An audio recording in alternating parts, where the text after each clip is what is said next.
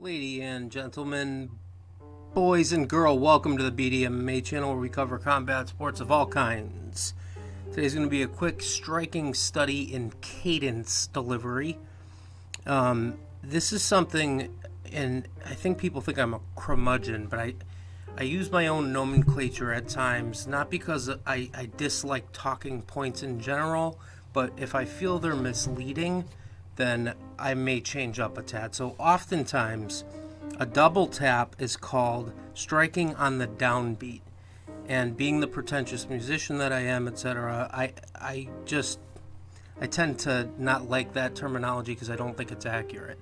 And people that I respect a ton use it, so all good. But what I use in my own terminology is the double tap, which is something I learned from my father responsibly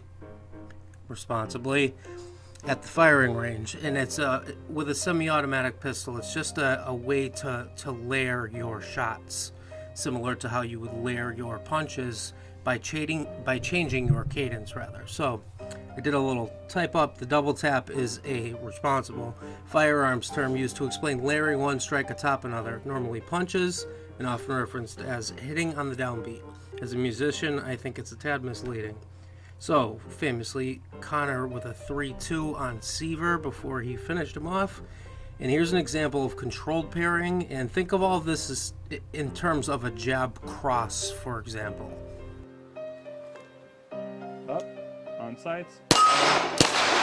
Right, the duration between the jab and the cross. And now, this would be the double tap approach. Again, think of layering your cross behind your jab and or the duration variance between them. Up. See my sights. Come back. So some examples, famous examples, and this is just a quick study from a pugilistic point of view.